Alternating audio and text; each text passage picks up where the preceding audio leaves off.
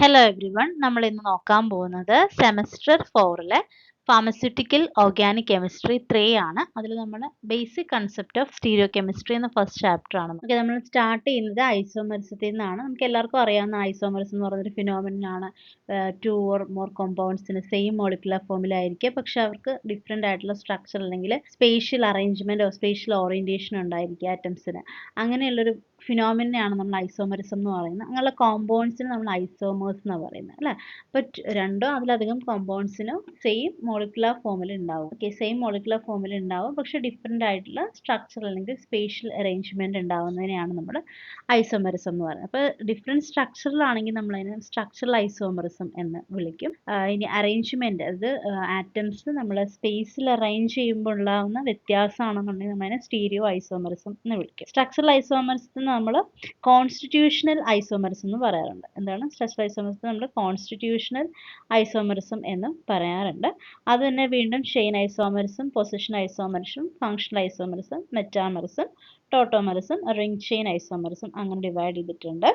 Stereo ഐസോമെറിസത്തിന് വീണ്ടും configurational അല്ലെങ്കിൽ കോൺഫിഗറേഷനെ വീണ്ടും ജോമെട്രിക് ഒപ്റ്റിക്കൽ എന്നും, ഒപ്റ്റിക്കലിനെ എനൻഷ്യോമേഴ്സ് എന്നും ഡയസ്റ്റീരിയോമേഴ്സ് എന്നും അങ്ങനെയാണ് ഇതിൻ്റെ ഡിവിഷൻ പോകുന്നത്. ഇപ്പോൾ സ്ട്രക്ചറൽ ഐസോമെറിസം എന്ന് പറയുമ്പോൾ നമ്മൾ ഈ ഓരോ പോയിന്റ്സും ജസ്റ്റ് ഒന്ന് ഡീറ്റെയിൽ ചെയ്യുന്നുണ്ട്. അപ്പോൾ സ്ട്രക്ചറൽ ഐസോമെറിസത്തിൽ ഓരോ കോമ്പൗണ്ട്സിനും ഈ ചെയിൻ ഐസോമെറിസത്തിൽ നമ്മളൊരു 2 കോമ്പൗണ്ട് വെച്ചിട്ടാണല്ലോ പറയും. അപ്പോൾ അവർ രണ്ടിൻ്റെയും IUPAC നെയിംസ് ഡിഫറെൻ്റ് ആയിരിക്കാം, പക്ഷെ same or different functional group ആയിരിക്കാം. അതിൻ്റെ ഫിസിക്കൽ പ്രോപ്പർട്ടീസ് വ്യത്യാസം ഉണ്ടാവും, കെമിക്കൽ പ്രോപ്പർട്ടീസും വ്യത്യാസം ഉണ്ടാവും. അതാണ് സ്ട്രക്ചറൽ ഐസോമെറിസത്തിനെ പറ്റി പറയാനുള്ളത്. പക്ഷെ സ്റ്റീരിയോ ഐസോമെറിസത്തിനാണെന്നുണ്ടെങ്കിൽ ഫോർമുലയും സെയിം ആയിരിക്കും, കണക്ടിവിറ്റിയും സെയിം ആയിരിക്കും, പക്ഷെ അവരൊരു ആറ്റംസ് സ്പേസിൽ ഓറിയൻറ്റ് ചെയ്യുന്നതിന് മാത്രമാണ് വ്യത്യാസം വരുന്നത്. അവർക്ക് ഐഡൻറ്റിക്കൽ ആയിട്ടുള്ള IUPAC നെയിംസ് ആയിരിക്കും. ഇപ്പോൾ സ്ട്രക്ചറൽ ഐസോമെറിസത്തിന് ഐഡൻറ്റിക്കൽ ആയിട്ടുള്ള IUPAC നെയിംസ് ആയിരിക്കില്ല, പക്ഷെ സ്റ്റീരിയോ ഐസോമെറിസത്തിന് ഐഡൻറ്റിക്കൽ ആയിട്ടുള്ള IUPAC നെയിംസ് ആയിരിക്കും. പക്ഷെ നമ്മൾ ഇതിൽ സ്റ്റീരിയോയിൽ വരുന്ന ഒരു ഡിവിഷൻ ആണല്ലോ ജോമെട്രിക്കിലാണ് നമുക്ക് സിസ് ട്രാൻസ് ഐസോമെറിസം എന്ന് പറയുന്നത്. ആ ഒരു സിസ് ട്രാൻസ് എന്നൊരു പേര് ഒഴിക്കുകയാണെന്നുണ്ടെങ്കിൽ അവർക്ക് വേറെ പേരിന് വ്യത്യാസമൊന്നും ഉണ്ടാവില്ല. അവർക്ക് ഫങ്ഷണൽ ഗ്രൂപ്പുകളും എല്ലാം സെയിം തന്നെ ആയിരിക്കും, പക്ഷെ 3D അറേഞ്ച്മെന്റ് അതിനാണ് വ്യത്യാസം വരുന്നത്. ഓക്കെ, അടുത്തത് നമുക്ക് സ്ട്രക്ചറൽ ഐസോമെറിസം നോക്കാം. ഐസോമെറിസം എന്ന് പറയുന്നത് ജസ്റ്റ് ആ ഒരു ആറ്റത്തിന്റെ അറേഞ്ച്മെന്റ്, ഒരു വിത്തിൻ ദ മോളിക്യൂളിൽ നമ്മളുടെ ആറ്റംസ് അറേഞ്ച് ചെയ്യുന്നതിന് മാത്രമാണ് ഡിഫറൻസ് ഉണ്ടാവുന്നത് എന്നുണ്ടെങ്കിൽ നമ്മൾ അതിനെ വിളിക്കുന്ന പേര് സ്ട്രക്ചറൽ ഐസോമെറിസം ആണ്. അത് സ്പേസ് അല്ലെങ്കിൽ സ്പേസ് ഓറിയന്റേഷനുമായിട്ട് അതിന് യാതൊരു ബന്ധം, അപ്പോൾ അതിന് നമ്മൾ സ്ട്രക്ചറൽ ഐസോമെറിസം എന്ന് പറയാം.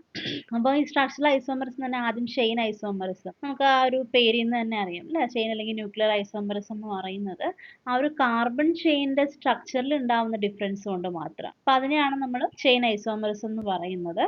അപ്പോൾ നമുക്കിവിടെ കാണാൻ പറ്റും ബ്യൂട്ടൈനും ഐസോബ്യൂട്ടൈനും അവരുടെ മോളിക്കുലർ ഫോമിൽ ഓൾമോസ്റ്റ് സെയിം തന്നെയാണ്. ഒരെണ്ണം സ്ട്രെയിറ്റ് ചെയിൻ ആണ് എന്നുള്ള വ്യത്യാസമാണുള്ളത്. ബട്ട് ഇവിടെ എന്ന് പറയുന്നത് ഒരു ബ്രാഞ്ചിങ് വന്നിട്ടുണ്ട്. രണ്ടിലും കാർബൺ നോക്കുകയാണെങ്കിൽ C4 തന്നെയാണ്, ഹൈഡ്രജനും സെയിം എമൗണ്ട് തന്നെയാണ്. ഇനി പൊസിഷൻ ഐസോമെറിസം എന്ന് പറയുന്നത് രണ്ട് കോമ്പൗണ്ട്സിന് സ്ട്രക്ചറൽ ഫോർമുലാസ് ഡിഫർ ചെയ്യുന്നത് അവരുടെ സബ്സ്റ്റിറ്റ്യൂവന്റ് ആറ്റം അല്ലെങ്കിൽ ഗ്രൂപ്പിൽ മാത്രമാണ്. അപ്പൊ അങ്ങനെയുള്ളതിനാണ് നമ്മൾ പൊസിഷൻ ഐസോമെറിസം എന്ന് പറയുന്നത്.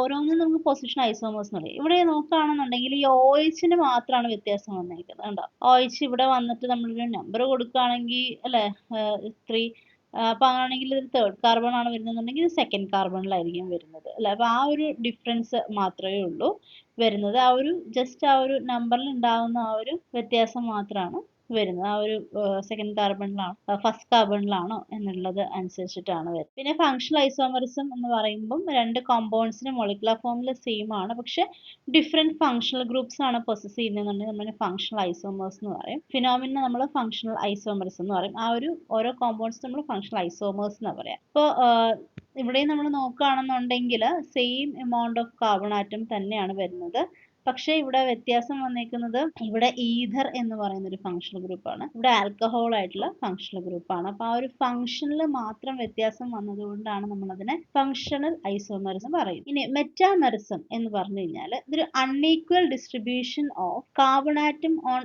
Either side of the functional group. നമുക്ക് ഇവിടെ എക്സാമ്പിൾ നോക്കുകയാണെങ്കിൽ പെട്ടെന്ന് മനസ്സിലാവുന്നതാണ്. ഇവിടെ നോക്കുകയാണെങ്കിൽ രണ്ടും സെയിം ക്ലാസ് തന്നെയാണ്. ഒരു മീഥൈൽ പ്രൊപ്പൈൽ ഈഥർ ആണ്, ഇവിടെ ഡൈ ഈഥൈൽ ഈഥർ ആണ്.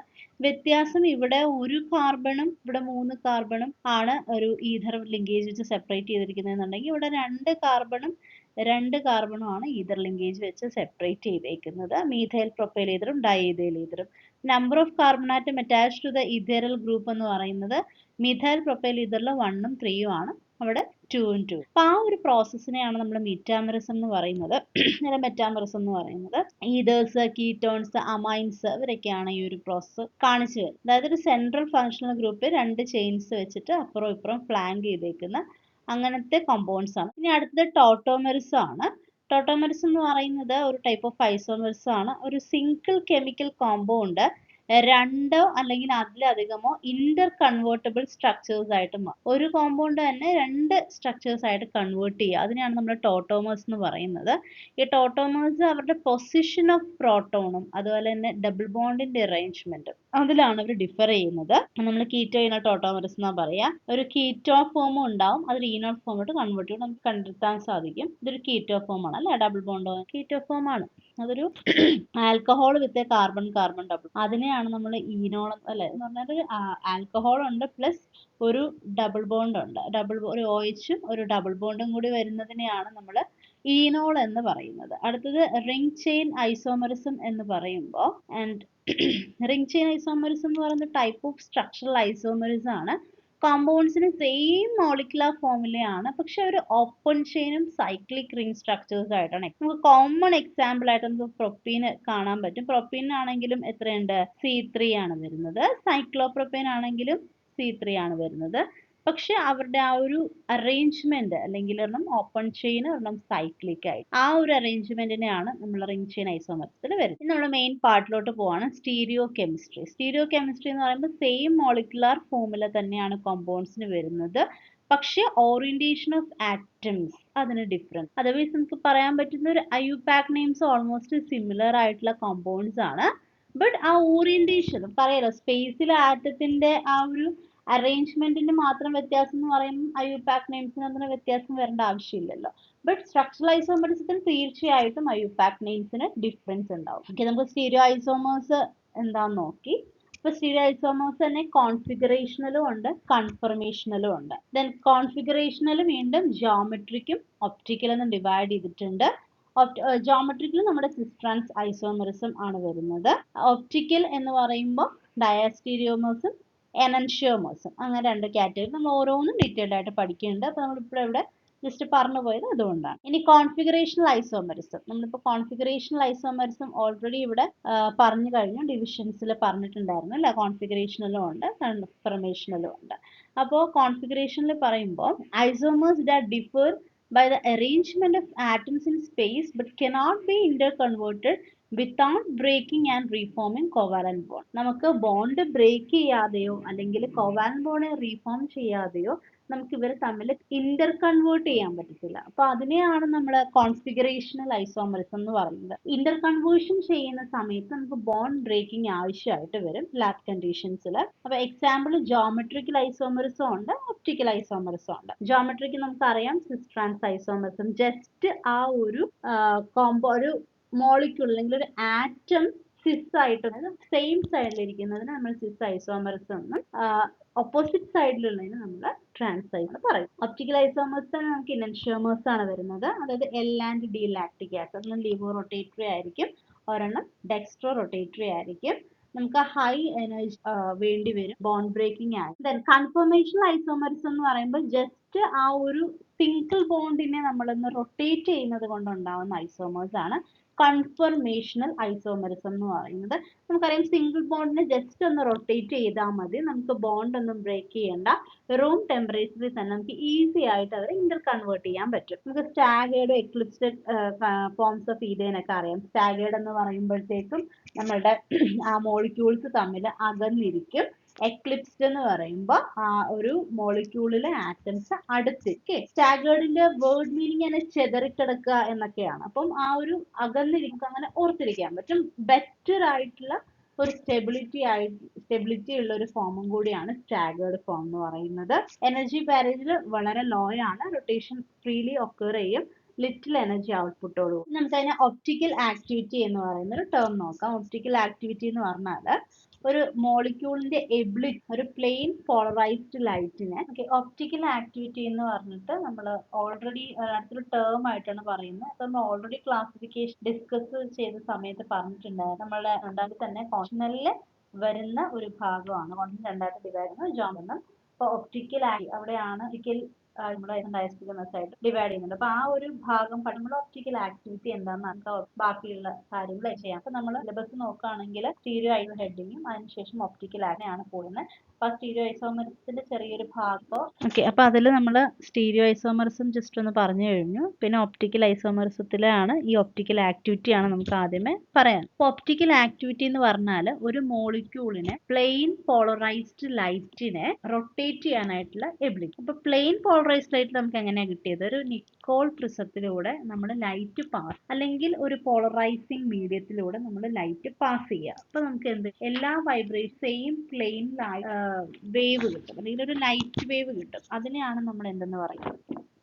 അതിനെയാണ് നമ്മൾ പ്ലെയിൻ പോളറൈസ്ഡ് ലൈറ്റ് എന്ന് പറയും. ഇവിടെ നമുക്ക് കാണാൻ പറ്റും, ഇവിടെ ഒരു ലൈറ്റ് സോഴ്സ് ഉണ്ട്, അതിൽ നിന്ന് വരുന്നത് നോർമൽ ലൈറ്റ് ആണ്. നമ്മളൊരു പോളറൈസർ വെച്ചിട്ട് നമുക്ക് പ്ലെയിൻ പോളറൈസ്ഡ് ലൈറ്റ് കിട്ടും. പ്ലെയിൻ പോളറൈസ്ഡ് ലൈറ്റ് നമുക്ക് ഇവിടെ കാണാൻ സാധിക്കും. എല്ലാം സെയിം പ്ലെയിൻ നേരെ നേരെ നേരെ നേരെ ആയിട്ടാണ് വരുന്നത്. ഇനി ഒപ്റ്റിക്കലി ആക്റ്റീവ് കോമ്പൗണ്ട് എന്ന് പറഞ്ഞു കഴിഞ്ഞാൽ ഈ ഒരു പ്ലെയിൻ പോളറൈസ്ഡ് ലൈറ്റിനെ റൊട്ടേറ്റ് ചെയ്യാനായിട്ടുള്ള എബിലിറ്റി ഉള്ള കോമ്പൗണ്ട്സിനെയാണ് നമ്മൾ ഒപ്റ്റിക്കലി ആക്റ്റീവ് കോമ്പൗണ്ട് എന്ന് പറയും. ഒപ്റ്റിക്കൽ ആക്റ്റീവ് എന്ന് പറയുന്നതിന് ഇമ്പോർട്ടൻസ് ഉണ്ട്, അതുകൊണ്ടാണ് സ്പെസിഫിക്കലി പറയുന്നത്. ഇവിടെ വരെ നമ്മൾ കണ്ടതാണ് അല്ലെ, ഇവിടെ ഈ ഒരു സെക്ഷൻ വരെ നമ്മൾ കഴിഞ്ഞ സ്ലൈഡിൽ കണ്ടതാണ്. അപ്പൊ ഈ ഒരു കൈറാൽ കോമ്പൗണ്ട് ഉണ്ട് ഇതിന്റെ അകത്ത്. നമ്മളൊരു ഈ ട്യൂബിൽ നമ്മൾ കൈറാൽ കോമ്പൗണ്ട് വെച്ചിട്ടുണ്ട് എന്നുണ്ടെങ്കിൽ എന്താണ്, ഈ ഒരു പ്ലെയിൻ പോളറൈസ്ഡ് ലൈറ്റിനെ എന്ത് പറ്റി, ഒന്ന് റൈറ്റിലോട്ട് റൊട്ടേറ്റ് ചെയ്തു അല്ലേ. ഇപ്പൊ ഇങ്ങനെ ഇരുന്നൊരു കോമ്പൗണ്ട് ആയിരുന്നു, അതിനെ നമ്മളൊരു കൈറാൽ കോമ്പൗണ്ടിലൂടെ കടത്തി വിട്ടുന്ന സമയത്ത് നമുക്ക് എന്ത് പറ്റി, ഈ ഒരു പ്ലെയിൻ ഇങ്ങനെ റൈറ്റിലോട്ടൊന്ന് റൊട്ടേറ്റ് ചെയ്തു. അപ്പൊ അതിനെയാണ് നമ്മൾ എന്തെന്ന് പറയും, ആ റൊട്ടേറ്റ് ചെയ്തത് അതിന്റെ ഒരു എബിലിറ്റിയാണ്. ഓക്കെ, അപ്പൊ അങ്ങനെയുള്ള കോമ്പൗണ്ട്സിനെയാണ് കൈറാൽ കോമ്പൗണ്ടിനെയാണ് നമ്മൾ ഒപ്റ്റിക്കലി ആക്റ്റീവ് കോമ്പൗണ്ട് എന്ന് പറയുന്നത്. ഇനി ഇവിടെ സെയിം തന്നെ ഒരു എക്കൈറാൽ കോമ്പൗണ്ട് ആണ് നമ്മൾ വെക്കുന്നത്. അപ്പൊ എക്കൈറാൽ കോമ്പൗണ്ട് ആണ് വെക്കുന്നതെന്നുണ്ടെങ്കിൽ എന്താണ്, പ്ലെയിൻ പോളറൈസ്ഡ് ലൈറ്റിനെ റൊട്ടേറ്റ് ചെയ്തോ? ഇല്ല. അത് എങ്ങനെയാണോ ഇരുന്നത്, അതിപ്പോ ഇങ്ങനെയാണ് ഇരുന്നത് എന്നുണ്ടെങ്കിൽ അത് അങ്ങനെ തന്നെയാണ് ആ ഒരു കോമ്പൗണ്ടിലൂടെ കടത്തി വിട്ടതിന് ശേഷം. അപ്പൊ അതിനെയാണ് ഒപ്റ്റിക്കലി ആക്റ്റീവ് കോമ്പൗണ്ട്. ഇനി ഒരു കോമ്പൗണ്ട് ഒപ്റ്റിക്കലി ആക്റ്റീവ് ആണ് എങ്കിൽ അതിന് എന്തൊക്കെ കണ്ടീഷൻസ് ആണ് വേണ്ടത്? നമ്മൾ ഓൾറെഡി ഇപ്പൊ പറഞ്ഞു കഴിഞ്ഞു, ഒരു കൈറാലിറ്റി ഉള്ള ഒരു കോമ്പൗണ്ട് ആണെങ്കിൽ മാത്രമേ നമുക്ക് അതിനെ കൺവേർട്ട് ചെയ്യാൻ പറ്റൂ. അപ്പൊ അത് കൈറാൽ ആയിരിക്കണം എന്നുള്ളത്, അല്ലെങ്കിൽ സിമെട്രിക് ഉണ്ടാവാൻ പാടില്ല. ഇപ്പം അങ്ങനെയുള്ള ഒരു കോമ്പൗണ്ട് ഒരു പ്രോപ്പർട്ടി ഉണ്ടായിരിക്കണം, ഒരു കണ്ടീഷൻ ഉണ്ടായിരിക്കണം. പിന്നെ പ്ലെയിൻ ഓഫ് സിമെട്രി ഒന്നും ഉണ്ടാവാൻ പാടില്ല. ആക്സിസ് ഓഫ് സിമെട്രിയോ ആൾട്ടർനേറ്റീവ് ആക്സിസ് ഓഫ് സിമെട്രിയോ അങ്ങനെയൊന്നും ഉണ്ടാകാൻ പാടില്ല. എന്തായാലും കൈറാലിറ്റി ഉണ്ടായിരിക്കണം, അതായത് non super impossibility of an object on its mirror image.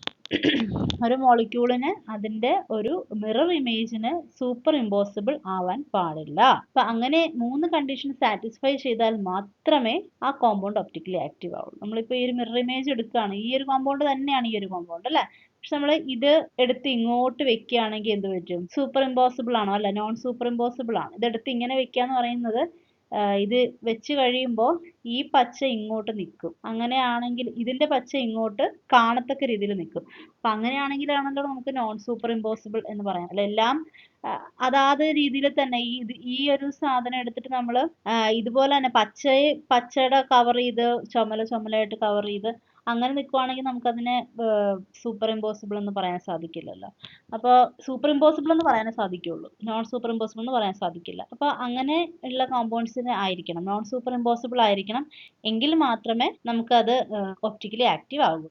Plain of symmetry എന്ന് പറയുമ്പോൾ ഇതിൽ പ്ലെയിൻ ഓഫ് സിമെട്രി ആയിട്ട് വരുന്നത് കണ്ടോ. ഇപ്പോൾ നമ്മൾ ഈ ഒരു ഡോട്ടഡ് ലൈൻ വരയ്ക്കുമ്പോൾ അതിന്റെ പൊക്കത്തും താഴെയും ഈക്വൽ ഹാഫ്സ് ആയിട്ടാണ് ഡിവൈഡ് ചെയ്തിരിക്കുന്നത്. അപ്പൊ അങ്ങനെയുള്ളൊരു കോമ്പൗണ്ടിന് നമ്മൾ ഒപ്റ്റിക്കലി ആക്റ്റീവ് എന്ന് പറയാൻ പറ്റും. എന്താണ് കൈറാൽ സെന്റർ? ഒരു കാർബൺ ആറ്റത്തിന് ഒരു കാർബൺ നമുക്ക് എത്ര വാലൻസി ഉണ്ട്? 4 വാലൻസി ആണുള്ളത് അല്ലേ. അപ്പൊ ഈ 4 വാലൻസി ഡിഫറെന്റ് കോമ്പൗണ്ട്, ഇപ്പൊ ക്ലോറിൻ, ബ്രോമിൻ, ഹൈഡ്രജൻ അല്ലെങ്കിൽ അയഡിൻ, ഈ കോമ്പൗണ്ട് നമുക്ക് കൈറാൽ എന്ന് വിളിക്കാം. കാരണം എന്താ, 4 ഡിഫറെന്റ് അറ്റംസും അല്ലെങ്കിൽ ഗ്രൂപ്പ്സ് അറ്റാച്ച് ചെയ്തേക്കുന്നത്, കാർബണോട്ട് ബോണ്ട് ചെയ്തേക്കുന്നത് ഡിഫറെന്റ് ആണ്. അപ്പൊ നമ്മൾ അതിനെ കൈറാൽ സെന്റർ എന്ന് പറയും. ഈ ഒരു കാർബൺ ആറ്റം ഇവിടെ sp3 ഹൈബ്രിഡൈസ്ഡ് ആയിരിക്കും. ടെട്രാഹെഡ്രൽ ജോമെട്രി ആണ് അതിന് വരുന്നത്. അപ്പോൾ നമ്മളൊരു CH3 എടുത്ത് നോക്കാന്ന് വിചാരിക്കുക. CH3 എന്ന് പറയുമ്പോൾ എങ്ങനെയാണ്? കൈറാലാണ് എക്കൈറാലാണോ? എക്കൈറാലാണ്. കാരണം എന്താ? 3 എണ്ണം CH3 അല്ല CH4. CH4 എന്താണ്? 4 വാലൻസി ഫില്ല് ചെയ്തേക്കുന്ന ഹൈഡ്രജൻ കൊണ്ട് തന്നെയാണ്. അപ്പോൾ നമ്മളതിനെ കൈറാൽ എന്ന് പറയാൻ പറ്റത്തില്ല. ഇവിടെ നമ്മൾ നോക്കുകയാണെന്നുണ്ടെങ്കിൽ ഇതൊരു കൈറാൽ സെന്റർ ആണ്. ഇത് നൈട്രജനിലോട്ട് അറ്റാച്ച് ചെയ്തേക്കുന്നു, ഇത് കാർബണിലോട്ട് അറ്റാച്ച് ചെയ്തേക്കുന്നു, ഇത് വീണ്ടും ഒരു കാർബണിലോട്ട് അറ്റാച്ച് ചെയ്തേക്കുന്നു, ഇവിടെ പിന്നെ ഒരു ഹൈഡ്രജൻ അല്ലേ? ഹൈഡ്രജൻ. അപ്പോൾ 4 കോമ്പൗണ്ട്സിനോടാണ് അറ്റാച്ച് ചെയ്തേക്കുന്നത് അല്ലേ? ഈ ഒരു കാർബൺ ഞാൻ എടുത്ത് വരയ്ക്കുകയാണെന്നുണ്ടെങ്കിൽ ഈ കാർബണിലോട്ട് അറ്റാച്ച് ചെയ്തേക്കുന്ന മോളിക്യൂൾസ് എന്ന് പറയുന്നത് ഒന്ന് നൈട്രജൻ ആണ്, മറ്റൊന്ന് കാർബൺ, ഇവിടെ ഇവിടെ നൈട്രജൻ, പിന്നെ CHOH ആണ്, ഇവിടെ CH3 ആണ്. അപ്പോൾ എന്താണ് ഇത് അറ്റാച്ച് ചെയ്തേക്കുന്ന കോമ്പൗണ്ട്സ് 4 കോമ്പൗണ്ട്സും ഡിഫറെൻ്റ് ആണ്. സോ അതുകൊണ്ടാണ് നമ്മളതിനെ കൈറാൽ സെൻറ്റർ ആയിട്ട് അവിടെ കാണിച്ചേക്കുന്നത്. അതുപോലെ തന്നെ ഇവിടെ നമ്മൾ സ്റ്റാർ ഇട്ടേക്കുന്നത് നിങ്ങൾ നോക്കുകയാണെങ്കിൽ മനസ്സിലാകും, 4 കോമ്പൗണ്ട്സും അറ്റാച്ച് ചെയ്തേക്കുന്നത് ഡിഫറെൻ്റ് ആയിട്ടുള്ള മോളിക്യൂൾസിലോട്ട്.